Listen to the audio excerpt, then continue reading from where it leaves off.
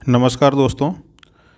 आज एक स्टूडेंट ने प्रश्न लिखा है, इसका मूल्यांकन हम करेंगे। प्रश्न है कि हिमालय के हिमनदों के पिघलने का भारत के जल संसाधनों पर किस प्रकार दूरगामी प्रभाव होगा। ठीक है, 2020 में यह प्रश्न आया था और 150 शब्दों में, मतलब 10 नंबर का यह प्रश्न है और इस 150 शब्दों में लिखना है। ठीक है, तो इन्होंने प्रस्तावना लिखी है, हिमालयी जो हिमनद हैं उनके महत्व की चर्चा की है, इसके दूरगामी प्रभाव क्या हो सकते हैं उनकी चर्चा की है और आगे वे फॉरवर्ड लिखा है, मतलब आगे की राह। तो देखते हैं इसका मूल्यांकन करके कि क्या कमियां हैं और क्या सुधार किया जा सकता है। तो प्रस्तावना में इन्होंने हिमालय के महत्व की चर्चा की है और इसमें बताया है कि यहाँ पर जो हिमनद मौजूद हैं उनसे नदियों को ताज़ा जल मिलता है और इनकी महत्वपूर्ण भूमिका रहती है, लेकिन यहाँ पे उदाहरण नहीं लिखे गए हैं। ठीक है, सबसे बड़ी चीज़ है हिमनद के संदर्भ में प्रश्न और एक भी हिमनद का उदाहरण पूरे उत्तर में नहीं है, तो इस चीज़ का ध्यान रखना है। जैसे सियाचिन है, गंगोत्री है, जेमू है, मिलाम है, ठीक है, पिंडारी है। आप लोग कमेंट सेक्शन में बताइए कि ये जो हिमनदों की चर्चा हमने की है, सियाचिन, गंगोत्री, जेमू, मिलम और पिंडारी, ये किन किन राज्यों में हैं। ठीक है, आप इसको कमेंट सेक्शन में बता सकते हैं। दूसरा, अगर जो उदाहरण यहाँ पे इनको नहीं देना था तो एटलीस्ट मानचित्र बनाना था। भूगोल के अधिकांश प्रश्नों में विशेषकर जब भारतीय भूगोल से संबंधित प्रश्न पूछे जाते हैं तो आपको मानचित्र बनाना होता है। इसके दूरगामी प्रभाव, हिमनदों के पिघलने के दूरगामी प्रभाव लिखे जाने चाहिए। पिघलने के दूरगामी प्रभाव होने चाहिए, प्रभावी नहीं होना चाहिए। ताज़े जल की उपलब्धता में कमी, ठीक है, इन्होंने उदाहरण के साथ विभिन्न बातें लिखी, लेकिन देखिए बिंदी संबंधी गलतियाँ कई सारी हैं, इनको ध्यान में रखा जाना चाहिए। एक पॉइंट इन्होंने ऐड नहीं किया है कि हिमालय के जो हिमनद हैं उनका मानसून पर भी व्यापक प्रभाव पड़ता है। ठीक है, और भूजल पर प्रभाव, मतलब जल संसाधनों पे प्रभाव विशेषकर लिखना है, तो इन्होंने भूजल पर प्रभाव स्पष्ट रूप से नहीं लिखा है। पिछले पॉइंट में लिखा है कि सिंचाई और जल कृषि पर संकट आ सकता है, लेकिन वह सिंचाई नहरी सिंचाई भी हो सकती है और भूजल से होने वाली सिंचाई भी हो सकती है, लेकिन आपको स्पष्ट रूप से भूजल पर, भूमिगत जल पर क्या प्रभाव पड़ेंगे हिमनदों के पिघलने के, उनके प्रभावों की चर्चा भी करनी है। ठीक है, तो इन गलतियों को सुधारना है, जो भी कमियां यहाँ पे रह गई हैं। ठीक है, दूसरा, वे फॉरवर्ड नहीं लिखना है। जब आप हिंदी का प्रश्न लिख रहे हैं, हिंदी में उत्तर लिख रहे हैं, तो आगे की राह लिखने में कोई दिक्कत नहीं है, आगे की राह लिखिए। ठीक है, और वाक्य पूरे करिए। जैसे इन्होंने आगे की राह में ऐसे लिख दिया है, हिमालयी परितंत्र की सुरक्षा हेतु उपाय, अर्ली वार्निंग सिस्टम और आपदा प्रबंधन, ग्रीन हाउस गैसों के उत्सर्जन में कमी, ग्लेशियर अनुसंधानों का निर्माण।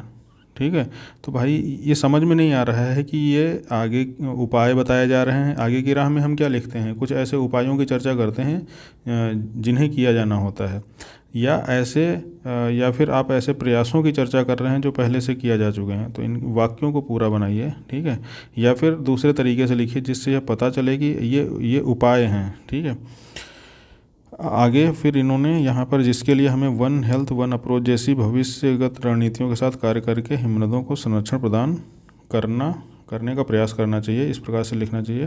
तो इन्होंने क्या किया है, काफ़ी लंबा वाक्य बना दिया है, तो छोटे छोटे वाक्यों में बनाना है। तो इन गलतियों में सुधार करके हम क्या कर सकते हैं कि एक बेहतर उत्तर लिख सकते हैं। चलिए, आपकी जानकारी के लिए बता दें कि हमारा एक उत्तर लेखन कार्यक्रम चल रहा है। इसको अगर जो आप ज्वाइन करना चाहते हैं तो डिस्क्रिप्शन में लिंक, टेलीग्राम ग्रुप की लिंक दी गई है, वहाँ से आप ज्वाइन कर सकते हैं। ठीक है, और हमसे संपर्क कर सकते हैं। इसके तहत हम क्या करते हैं, मंडे से फ्राइडे, अभी तो इसको हम 1 जुलाई से आरंभ करेंगे। ठीक है, अभी क्या चल रहा है कि जो भी एस्पिरेंट्स हैं अपनी मर्ज़ी से जो वो टॉपिक पढ़ रहे हैं उस पर उत्तर लेखन का कार्य करने का प्रयास कर रहे हैं। ठीक है, तो मंडे से फ्राइडे हम प्रतिदिन आपको 2 जीएस के प्रश्न देंगे, उन पर आप उत्तर लिखेंगे और उनका मूल्यांकन हमारी टीम द्वारा किया जाएगा। ठीक है, और शाम तक इनकी पीडीएफ, मतलब मॉडल उत्तर की पीडीएफ भी हम प्रदान करेंगे। साथ में आपको एडिशनल लाभ क्या मिलेगा, मान लीजिए आपका ऑप्शनल सब्जेक्ट हिंदी साहित्य या भूगोल है, ठीक है, तो आप एक प्रश्न अतिरिक्त अपने ऑप्शनल सब्जेक्ट से भी लिख सकते हैं। तो आप प्रतिदिन कितने उत्तर लिखेंगे, 2 जीएस प्लस एक ऑप्शनल, मान लीजिए ज्योग्राफी और भूगोल है, ठीक है, तो 3 प्रश्न लिखेंगे। अन्य ऑप्शनल सब्जेक्ट वालों के पास ये सुविधा नहीं रहेगी, ठीक है, क्योंकि हमारी टीम में दूसरे ऑप्शनल सब्जेक्ट के एग्जामिनर्स अभी नहीं हैं, ठीक है। सैटरडे को निबंध होगा, वो भी पीवाईक्यू पर होगा, और हम आपको एक टॉपिक देंगे जिसमें आपको शाम तक निबंध लिखकर सबमिट करना होगा, और शाम तक हम एक अच्छा कंटेंट इस पे प्रोवाइड कराएंगे कि आप किन बातों को अपने निबंध में शामिल कर सकते हैं। तीसरी बात, प्रत्येक 15 दिन में हम आपका एक मिनी टेस्ट रखेंगे जिसमें जीएस के 10 प्रश्न आपको प्रदान किए जाएंगे और एक निश्चित समय में उसको लिखना होगा, ठीक है। तो 15 दिन हम उस दिन रखेंगे, जैसे कुछ आप में से वर्किंग है तो आपको भी दिक्कत ना हो, तो 15 दिन के आसपास जो भी संडे पड़ेगा, ठीक है, उस दिन हम यह टेस्ट आयोजित करेंगे। दूसरी चीज़ है, हमारे पास हमारा एक टेलीग्राम चैनल भी है जिसमें हम डेली यूपीएससी के, अभी यूपीएससी के आगे दूसरी परीक्षाओं के भी पीवाईक्यू देंगे। 5 से 10 पीवाईक्यू डेली उसमें पोस्ट किए जाते हैं। आप उनको जाके अपनी परीक्षा की तैयारी चेक कर सकते हैं कि किस लेवल पर है।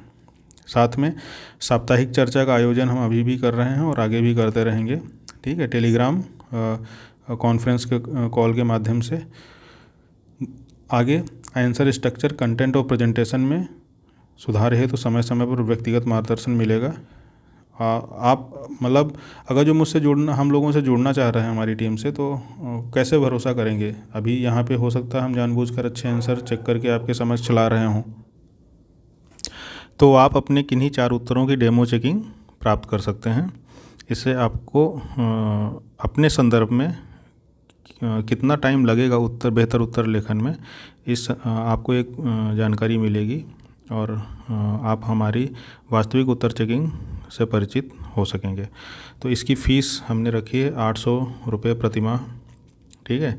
इसमें क्योंकि हम बहुत सारी चीज़ें दे रहे हैं, आपका निबंध प्रैक्टिस भी हो रही है, टेस्ट भी ले रहे हैं, आपके पास हिंदी या भूगोल का ऑप्शनल है तो हम आपके ऑप्शनल की राइटिंग भी करा रहे हैं, ठीक है, और मॉडल उत्तर भी आपको मिलेंगे, ठीक है। पीवाईक्यू तो सबके लिए है, हालांकि मैंने यहाँ पे लिख दिया है, पीटी के पीवाईक्यूज़ भी आपको मिल रहे हैं। प्लस एक चीज़ और होगी, जो हम पीवाईक्यू का डिस्कशन कर रहे हैं यहाँ पे, ठीक है, उसकी पीडीएफ भी हम आपको फ्री में प्रोवाइड कराएंगे। 100 क्वेश्चन की पीडीएफ, प्रति 100 क्वेश्चन, मतलब हर बार जब 100 क्वेश्चन हो जाएंगे तो उसकी एक पीडीएफ बनाकर आपको हम देंगे। या दूसरे लोगों के लिए 10 रुपये इसका एक मिनिमम चार्ज रखा गया है, ठीक है, उसको हम आगे के उसमें ऐड कर लेंगे। तो आप देखिए, पेड मेंबर्स के लिए एक अलग से टेलीग्राम ग्रुप बनाया गया है। मान लीजिए कि आप हमारे साथ जुड़ते हैं और पेड मेंबर बनते हैं, तो हम उन लोगों के साथ आपको जोड़ देंगे जो पहले से ही इसमें आंसर राइटिंग कर रहे हैं। और यह एक प्राइवेट ग्रुप है, इसमें क्या करते हैं कि हम आप डिस्कशन भी कर सकते हैं, दूसरे लोगों से रूबरू हो सकते हैं।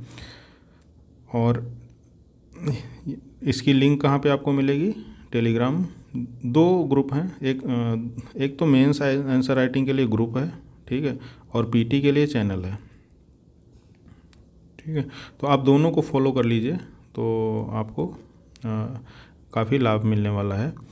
और अगर जो हमसे नहीं भी जुड़ते हैं तो एटलीस्ट आप इन चीज़ों को तो फॉलो कर लीजिए, हम आपको फोर्स तो करेंगे नहीं कि आप हमसे ज़बरदस्ती जुड़िए ही।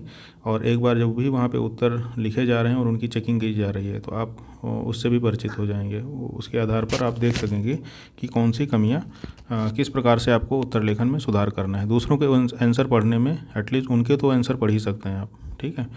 तो थैंक यू, और यहाँ तक बने रहने के लिए फिर से बहुत बहुत धन्यवाद।